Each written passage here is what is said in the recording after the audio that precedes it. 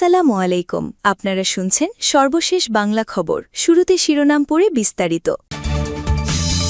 BNP কিভাবে মুক্তিযুদ্ধের দল হয়? প্রশ্ন জামায়াত নেতা আজহারের। চাঞ্চল্যকর অদিতা হত্যা মামলার রায় ঘোষণা। বরিশালে 2 স্কুলে বজ্রপাত, শিক্ষকসহ আহত 16। স্বাভাবিক জীবনে ফিরছেন মির্জা আব্বাস। সর্বশেষ থাকছে রূপপুর পারমাণবিক বিদ্যুৎ কেন্দ্রে যতদিন জ্বালানি সরবরাহ করবে রাশিয়া। এতক্ষণ শুনছেন সংবাদ শিরোনাম, এখন বিস্তারিত। তবে তার আগে অনুরোধ থাকবে ভিডিওটিতে একটি লাইক দিন এবং ভিডিও সম্পর্কে আপনাদের গুরুত্বপূর্ণ মতামত কমেন্ট করে জানিয়ে দিন। বিএনপি কিভাবে মুক্তিযুদ্ধের দল হয়? প্রশ্ন জামায়াত নেতা আজহারের। বাংলাদেশ জাতীয়তাবাদী দল বিএনপি কিভাবে মুক্তিযুদ্ধের দল হয়?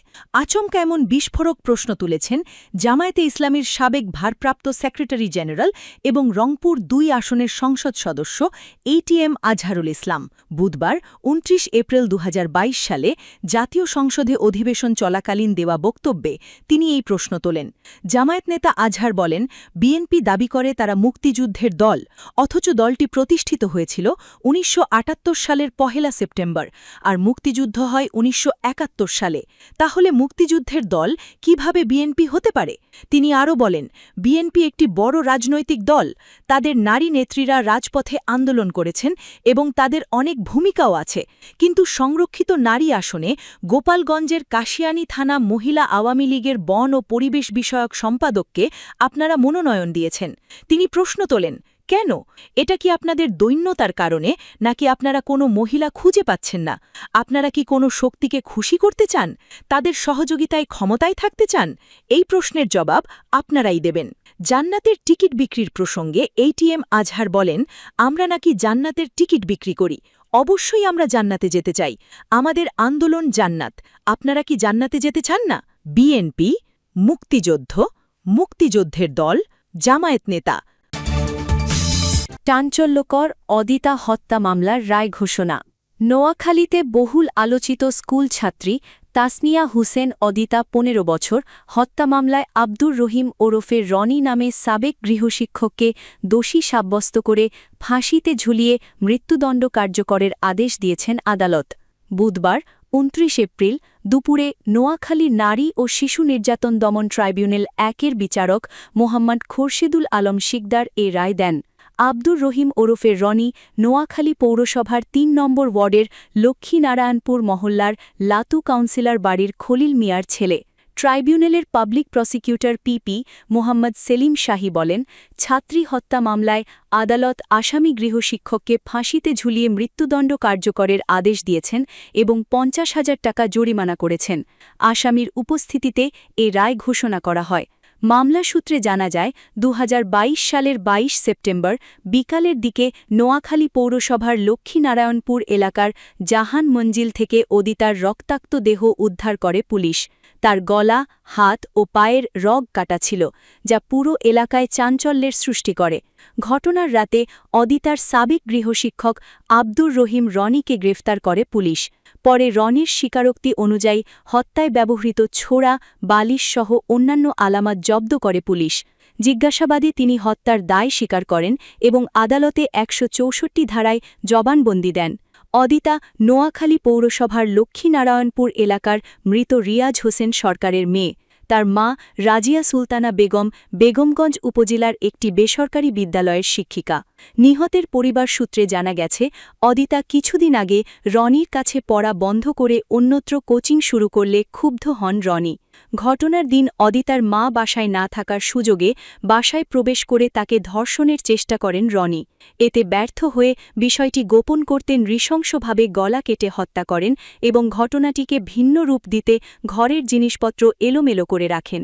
পুলিশ জানায়, গ্রেফতারের সময় রনির শরীরে বিভিন্ন স্থানে আঁচড়ের দাগ এবং তার পোশাকে রক্তের চিহ্ন পাওয়া যায়।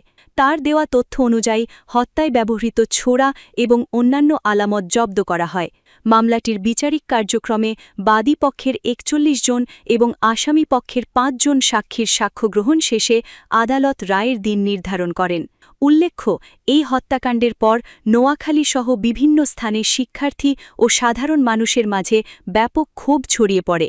বিচার দাবিতে মানববন্ধন, বিক্ষোভ ও সড়ক অবরোধ সহ নানা কর্মসূচি পালিত হয়। বরিশালের 2 স্কুলে বজ্রপাত, শিক্ষকসহ আহত 16 জন। বরিশালের মেহেন্দিগঞ্জে 2টি মাধ্যমিক বিদ্যালয়ে বজ্রপাতের ঘটনায় এক শিক্ষকসহ 16 শিক্ষার্থী আহত হয়েছেন। এর ফলে উপজেলা জুড়ে স্কুল শিক্ষার্থীদের মধ্যে আতঙ্ক বিরাজ করছে। মঙ্গলবার দুপুরে ক্লাস চলাকালীন উপজেলার চর এককরিয়া ইউনিয়নের দাঁতপুর তেমোহনী মাধ্যমিক বিদ্যালয় এবং আলিমাবাদ ইউনিয়নের পাতাবুনিয়া মাধ্যমিক বিদ্যালয়ে এই দুর্ঘটনা ঘটে। দাঁতপুর তেমোহনী মাধ্যমিক বিদ্যালয়ে প্রত্যক্ষদর্শী ও স্কুল কর্তৃপক্ষ জানায়, দুপুর 2:15টার দিকে বিকট শব্দে বজ্রপাত হলে আতঙ্কে শিক্ষার্থীরা ছোটাছুটি শুরু করে। এই সময় ধর্মীয় শিক্ষক ফারুকুল ইসলাম সহ 8 জন শিক্ষার্থী অসুস্থ হয়ে মাটিতে লুটিয়ে পড়েন। কেউ কেউ জ্ঞান হারান। আহতরা হলেন ধর্মীয় শিক্ষক ফারুকুল ইসলাম, 7ম শ্রেণীর জান্নাত বেগম, 8ম শ্রেণীর ফাতেমা বেগম দোলা, আমিনা বেগম, সুমাইয়া আক্তার এবং 9ম শ্রেণীর আফরোজ আক্তার ও সুমাইয়া আক্তার। প্রত্যক্ষদর্শী শিক্ষার্থী সাদিয়া আক্তার মৌ বলেন, দুপুরে আকাশ মেঘাচ্ছন্ন ছিল। হঠাৎ বিকট শব্দে বিদ্যালয়ের ওপর বজ্রপাত হয়। স্যারসহ আমাদের কয়েকজন জ্ঞান হারিয়ে ফেলে। পরে বিদ্যালয়ের অন্য শিক্ষক ও স্থানীয়রা আহতদের দ্রুত উদ্ধার করে উপজেলা স্বাস্থ্য কমপ্লেক্সে ভর্তি করেন। একই সময়ে আলিমাবাদ ইউনিয়নের পাতাবুনিয়া মাধ্যমিক বিদ্যালয়ে বজ্রপাতের ঘটনায় আরও 8 জন শিক্ষার্থী আহত হয়েছেন বলে জানান বিদ্যালয়ের অভিভাবক সদস্য বাহাদুর মৃধা। প্রধান শিক্ষক মোহাম্মদ নিজামুদ্দিন ফকির বলেন, বজ্রপাতের বিকট শব্দে আতঙ্কিত হয়ে শিক্ষার্থীরা মাটিতে লুটিয়ে পড়ে ও অজ্ঞান হয়ে যায়। তাদের স্থানীয়ভাবে প্রাথমিক চিকিৎসা দেওয়া হয়েছে। মেহেন্দিগঞ্জ উপজেলা স্বাস্থ্য কমপ্লেক্সের জরুরি বিভাগের চিকিৎসক ডাক্তার আব্দুল কাদের বলেন, বজ্রপাতে আহত হয়ে দাঁতপুর স্কুলের 8 জন হাসপাতালে এসেছে, কেউ গুরুতর নয়। প্রাথমিক চিকিৎসা নিয়ে তারা অনেকটা সুস্থ, তবে নিবিড় পর্যবেক্ষণে রাখা হয়েছে। প্রয়োজন হলে বরিশাল শেরে বাংলা মেডিকেল কলেজ হাসপাতালে পাঠানো হবে। দাঁতপুর তেমোহনী মাধ্যমিক বিদ্যালয়ের প্রধান শিক্ষক মোহাম্মদ নজরুল ইসলাম বলেন, দুপুর 2:15টায় ক্লাস চলাকালীন হঠাৎ বজ্রপাতে এমন ঘটনা ঘটে। আমরা দ্রুত আহতদের হাসপাতালে নিয়ে যাই। মেহেন্দিগঞ্জ উপজেলা মাধ্যমিক শিক্ষা অফিসার মোহাম্মদ মহিউদ্দিন বলেন, ঘটনার পর থেকেই আমি আহত শিক্ষার্থীদের চিকিৎসার নিয়মিত খোঁজখবর রাখছি। সংশ্লিষ্ট বিদ্যালয়গুলোকে সতর্ক থাকতে বলা হয়েছে। বরিশাল বজ্রপাত। স্বাভাবিক জীবনে ফিরছেন মির্জা আব্বাস। প্রধানমন্ত্রীর রাজনৈতিক উপদেষ্টা ও বিএনপি স্থায়ী কমিটির সদস্য মির্জা আব্বাস ধীরে ধীরে সুস্থ হয়ে স্বাভাবিক জীবনে ফিরছেন। সম্প্রতি বাংলাদেশ জাতীয়তাবাদী মহিলা দলের সভাপতি ও মির্জা আব্বাসের স্ত্রী আফরোজা আব্বাস গণমাধ্যমকে এ তথ্য জানিয়েছেন।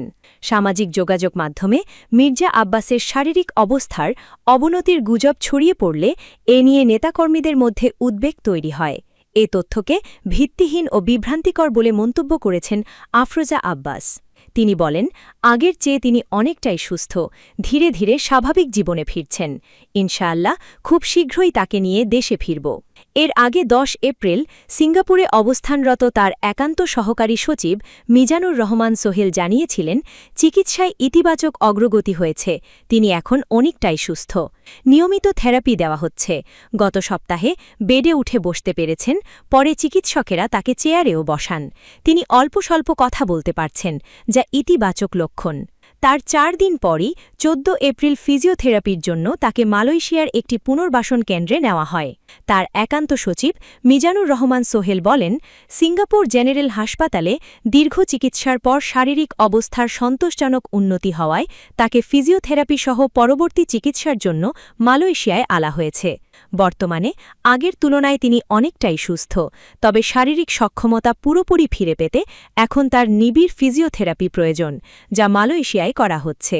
তার দ্রুত আরোগ্য লাভের জন্য পরিবারের পক্ষ থেকে দেশবাসীর কাছে দোয়া চাওয়া হয়েছে। গত 11 মার্চ ইফতারের সময় আকস্মিকভাবে অসুস্থ হয়ে জ্ঞান হারান ঢাকা 8 আসনের এ সংসদ সদস্য।